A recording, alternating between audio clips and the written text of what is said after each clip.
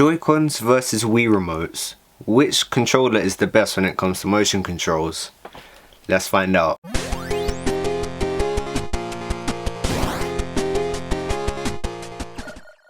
Hey, what's up you guys, this is SGB618 here, and today I'm going to be putting the Joy-Con up against the Wii Remote to see which controller is the best. I grew up with the Wii Remote, and I'm sure many of you guys have as well. The Wii was such a great console, and a big reason as to why it done so well in the end was because of this controller. We'll get into the reasons why in a bit. And then we have the Joy-Con. Obviously this is more recent, it's obviously going to be more technologically advanced, big words, and obviously it's a lot newer, and there's a lot to like about this one as well. But as always, this video is based entirely on my opinion and my opinion only, so please don't take offense if I say anything that you don't agree with. But without further ado, let's just go straight into it. So both of these controllers were made by Nintendo. Obviously both of these controllers take huge advantage of motion controls, and both of them have pretty cool features inside of them as well. Even in terms of design, both of these controllers are based on remotes. Well, one of them literally has remote in their name. But starting things off with the Wii Remote, it's actually a pretty cool bit of kit. It definitely does resemble a TV remote, which is probably something that Nintendo went for, you know, to target that casual demographic. Overall, it's just a very simple and straight to the point design. You have your D-pad at the top, big fat A button most of the time to select things. You have your start, select, and obviously your home button in the center, and then you've got the 1 and 2 buttons at the bottom, sound thing underneath the home button, and then you've just got the fat B button. But outside of that, there's not really much to the design. I feel like it's quite boring looking and there's not really much to it. I get that that's what Nintendo was going for, but still. On the other hand, we have the Joy-Con, and I've always loved how the Joy-Con looks. Obviously this thing is super small, so it's going to give you carpal tunnel if you're playing something like Tokyo 2020. Make sure you check out the previous versus video for more insight on that. But the Joy-Con actually looks pretty cool in my opinion. Outside of the neon blue and red combo, I actually think that it looks really nice. I just really like how all the button sticks and triggers are all black, but then the rest of it is just one block color. This is debatably just as simple as the Wii Remote, but I would say it looks even more clean and professional just simply because of how, I don't know, it just looks more modern to me. It definitely feels a lot cleaner and newer. I don't know if it's because of the clicks, I don't know if it's because of how the lights bounce around like that. You know, like say if Marques Brownlee had his own gaming setup, I can really see him with Joy-Cons. That's the best way for me to put it. It just looks really technologically clean and there's not much to it. It's like they took something that's super simplistic by idea and then made it look that way as well, but it still looks really professional. One thing that both of these controllers do really well is versatility. Obviously the Wii takes huge advantage of accessories, so if you wanted to, you could attach a nunchuck to it, and then you've got 2 controllers to mess around with. Personally, I'm not the biggest fan of this because obviously this, but I mean it gets the job done. If you're playing something like Mario Galaxy, it also does the job as well. Obviously playing Mario Galaxy with a D-pad just wouldn't cut it, especially on its side. We'll get to that in a bit, but it's nice to have a separate controller that has an analog stick and an analog stick that actually works for that matter. But I don't know, the nunchuck just feels very plasticky. I don't want to focus too hard on it because I'm trying to focus mostly on the Wii Remote. But when you use both of them at the same time, they feel alright, but you don't have all the space in the world to, you know, stretch and stuff like that because obviously wires, big sad times. Now with the Joy-Cons, the good thing is that you can use 2 of these instead of having to, you know, plug something into it and use it as a joystick. So you just get 2 joysticks straight off the bat. You get one on one controller and another joystick on the other one, which is really nice. But the unfortunate thing is that these joysticks suck. They are so garbage, they're not good. The one thing that I do like about these joysticks, I can't lie, is that they don't have a lot of travel distance. There are so many analog sticks I know on controllers where like they allow the player to move a bit too much, and sometimes it gives me a thumb cramp. But with this, it's really easy to go all the way up, all the way down, and it's nice because, especially from a portable gaming standpoint, you kind of do want something simple and not something that's going to have you hurting basically. But the unfortunate thing is that the way that this thing was built, it's just really easy to get Joycon Drift, which is probably the biggest downside to the Joy-Cons overall. They just break really easily, and I don't know if it's mechanical or if it's dirt or whatever, but after some wear and tear, and even after just banging out your Switch, the analog sticks, they literally just start not working. Stuff will start moving automatically on the screen. You won't even be able to select stuff on your menu, and some games will just become unplayable because you just can't move this anymore.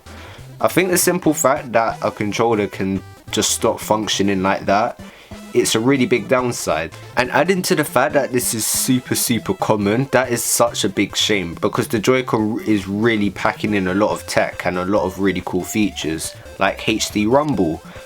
Name aside, it's actually super cool, and it's definitely better than the Wii Remote's rumble.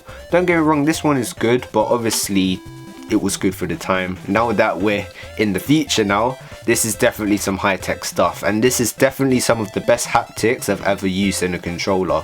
It's just very strong, especially if you play a game like 1-2 Switch. It really makes you feel like you're holding something in a box, or you're actually moving something with your hand, or you can actually feel something that's happening in the game. It's just, they're really advanced controllers, and it's quite ironic that these things are so small. So if the analog sticks on the Joy-Con aren't very great, what about the D-pad on the Wii Remote? Well, this thing is actually decent, and it actually functions. Wii Remotes just don't break nearly as easy as Joy-Cons. Again, like I said, I don't know how Joy-Cons break, but with the Wii Remotes, I've never had one break on me, and they all work really well.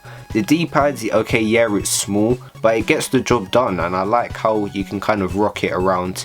It feels very similar to something like an NES controller and something like that. It's around the same size as the GameCube D-pad, but you know, it's pretty much the same nice feeling as those classic controllers as well. I've never been the biggest fan of how the other buttons feel, to be honest. With the Joy-Con, very satisfying clicky buttons overall, but with the Wii Remote, they all feel just very, they just feel very mushy. Well, not mushy, but like they're not as clicky. It just feels like I'm tapping it all the way in, but it doesn't feel very satisfying to press personally. I really like clicky buttons. Another thing that I don't like about the Wii Remote is the glossy finish. I think lots of people will agree with me on that. And this is especially a really big problem when you're talking about consoles that are targeted at a casual audience, or at least tries to target a group of casual audiences. Because what will happen is people will want to have their Nintendo Wii there for parties, which will mean that lots of people will take turns holding the controllers. And obviously, as we all know, not all people wash their hands, not all people go and wash their hands after they finish eating something or doing something. They're gonna get their greasy, dirty hands all over this controller, and because it's glossy, it's just not gonna look good, especially on the black one as well, because you can see all the smudges and stuff. And on the white one, I mean, if you get a scratch, like dirt can easily build up inside the scratch over time, and then obviously because it's white, you're gonna see it a lot more. So there's pros and cons depending on which color you get, but at the end of the day, glossy is glossy, and as you all know, matte is better than glossy. Come on. And Nintendo fixed up with the Joy-Con. Matte finish, you gotta love this stuff. Having a look at the feel of each controller, I mean, it's pretty night and day.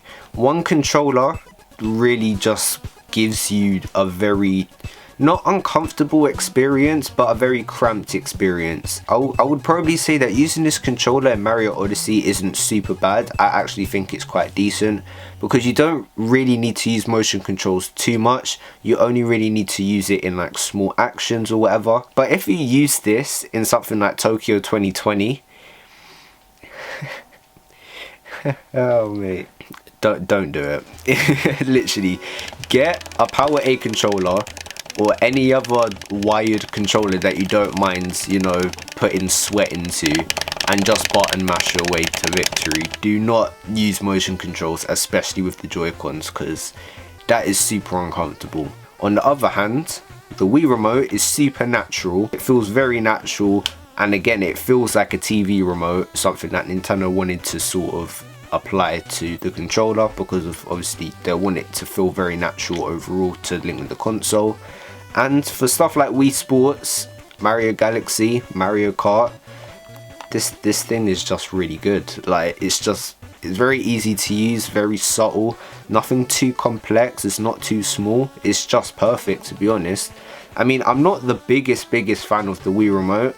Like, if I had the option to play with like a classic controller, GameCube controller, I would, but in terms of motion controls, you can't really get any better than this at the moment, because, you know, it's a very nice form factor, it's very easy to use, and the most important thing, again something that I touched on in the previous Versus video, this thing doesn't really require a lot of button inputs whilst using motion controls. Obviously it's dependent on what game you're playing. This game needs to literally be taking notes right now, but stuff like Wii Sports, all you need to do is swing, or you just need to press one button. You don't need to actually button mash whilst using motion controls like gymnastics in Mario and Sonic at the Olympic Games or whatever. So the controller actually complements the console's games very well, and it provides a very nice experience in that regard as well. I can't really say the same thing with the Joy-Con. Just because of how small it is. Like, even if you want to use it on its side for like Mario Kart, I mean, look at this. I don't feel like I need to say anything. Obviously I know the reason why it's small, because obviously it needs to be flexible, you know, take it on and off, because it's part of the Switch's branding, right? And in that regard it works well, but it doesn't change the fact that it's small. Obviously I'm a person with big hands, and as Nathaniel Bandy said on multiple of his videos, you can literally hide this thing in your hands, and you know, if you do that, you have a tiny controller. With the Wii Remote sideways, I mean, again, it's not perfect. If you have the option to use a GameCube controller or a Classic Controller Pro or whatever, obviously go for that. Like, that's obvious. But if you absolutely need controllers for something like Smash Bros, or even if you want to play Smash Bros casually, then this actually does the job pretty well. It does feel a lot like an NES controller, just like just a remote size, obviously. I would probably say that it feels better with the rubber on. It just doesn't feel like there's plastic digging into your hand or whatever. In terms of the motion controls, I can't really say which one does it better. I mean, the Joy-Con can do it without a sensor bar, but I feel like that's because the technology has improved and not so much that this one was bad. So it's really debatable. I feel like they both do a really good job of motion controls, and unless you're using these like right next to each other, like playing one game on the Switch and then immediately going to one game on the Wii, I don't think you would really notice a difference. I mean, I guess it's kind of annoying having to use this with a sensor bar, especially in 2021. But again, why else would you be playing on your Wii if it's not for like nostalgic purposes? I mean, you're not really going to be playing it over a Wii U or a Nintendo Switch nowadays, would you? It's just something that you would expect. So which controller do I think is the best? Honestly, both of these controllers are a lot more different than I was expecting before diving into this video. One controller is just really small with terrible analog sticks that could have been a lot better, and also even with the flexibility, it's just not really that comfortable to use. but the other controller, not great with 3D games, not very comfortable to use with the accessories, and not the greatest using on its side.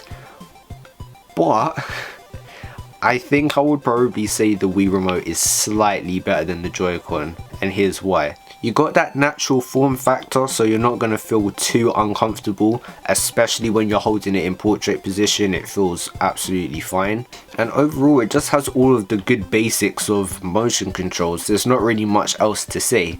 Don't get me wrong, the Joy-Con does well, and I would probably say that if this was slightly bigger and probably had more functional thumbsticks, this probably would have won. The HD rumble is really good and it's definitely better than this. The biggest problem with the Joy-Con is just that it just doesn't work a lot of the time because of this horrendous joystick.